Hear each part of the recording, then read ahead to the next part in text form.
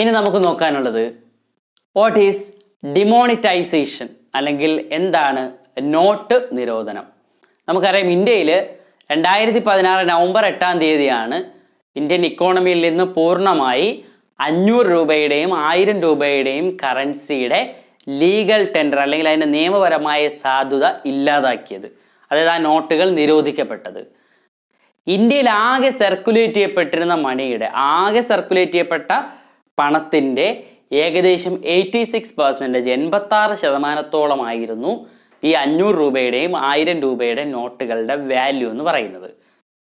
ഈ ഡിമോണിറ്റൈസേഷൻ്റെ പ്രധാനപ്പെട്ട ലക്ഷ്യമെന്ന് പറയുന്നത് ഇന്ത്യയിലെ കള്ളപ്പണം, അതായത് ഇല്ലീഗൽ ആക്ടിവിറ്റീസിലൂടെയുള്ള സാമ്പത്തിക സ്വരൂപണം കണ്ടെത്തുകയും അല്ലെങ്കിൽ ബ്ലാക്ക് മണി അല്ലെങ്കിൽ അൺഅക്കൗണ്ടഡ് മണി എന്നൊക്കെ പറയുന്ന കണക്കിൽപ്പെടാത്ത സ്വത്ത് കണ്ടെത്തുക, അത് കൂടുതലായിട്ട് കണ്ടെത്തിക്കൊണ്ട് തന്നെ ഗവൺമെൻറ്റിൻ്റെ ടാക്സ് റവന്യൂസ് ഏൺ ചെയ്യുക, ഇതൊക്കെ ആയിരുന്നു ഡിമോണിറ്റൈസേഷൻ്റെ ലക്ഷ്യങ്ങൾ. എന്നാൽ ഇനി നമുക്ക് നോക്കാനുള്ളത് what are the features of demonetisation എന്നാണ്. ഡിമോണിറ്റൈസേഷൻ്റെ ഫീച്ചേഴ്സ് എന്തൊക്കെയാണ്? ഒന്ന്, ഇതൊരു ടാക്സ് അഡ്മിനിസ്ട്രേഷൻ മെഷറായിട്ട് കണ്ടിരുന്നു. കാരണം ഇതിലൂടെ, അതായത് ആളുകൾ ഒളിപ്പിച്ച് വെച്ചിരിക്കുന്ന അല്ലെങ്കിൽ അവർ അക്കൗണ്ട് ചെയ്യാത്ത പണത്തെ അക്കൗണ്ട് ചെയ്യുന്നതോടുകൂടി തന്നെ ടാക്സ് ഇംപ്രൂവ്മെൻറ്റിന് ഹെൽപ്പ് ചെയ്യുമെന്നൊരു ധാരണ ഉണ്ടായിരുന്നു.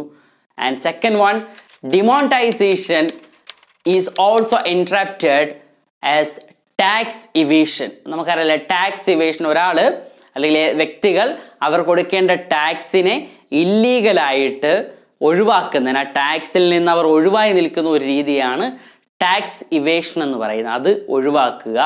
മറ്റൊന്നാണ് demonetisation also lead to tax administration. That is നമ്മുടെ കയ്യിലുള്ള ആളുകൾ ഇപ്പോഴും അക്കൗണ്ട് ചെയ്യാതെ അല്ലെങ്കിൽ ആളുകൾ ഇപ്പോഴും ബ്ലാക്ക് മണിയായി ഹോൾഡ് ചെയ്തിട്ടുള്ള ആ പണത്തെ ചാനലൈസ് ചെയ്യുക. ചാനലൈസ് ചെയ്യുക എന്ന് വെച്ചാൽ ഇന്ത്യയുടെ ഫിനാൻഷ്യൽ സിസ്റ്റത്തിലൂടെ, അത് ബാങ്ക് ആവാം അല്ലെങ്കിൽ സ്റ്റോക്ക് മാർക്കറ്റുകളാകാം, ഇതിലൂടെ അതിനെ സേവിങ്സ് ആക്കി മാറ്റുകയും അത് ഇന്ത്യയുടെ ടാക്സ് റവന്യൂ ഇംപ്രൂവ് ചെയ്യാൻ സാധിക്കുമെന്നായിരുന്നു ഗവൺമെൻറ്റിൻ്റെ പ്രതീക്ഷ.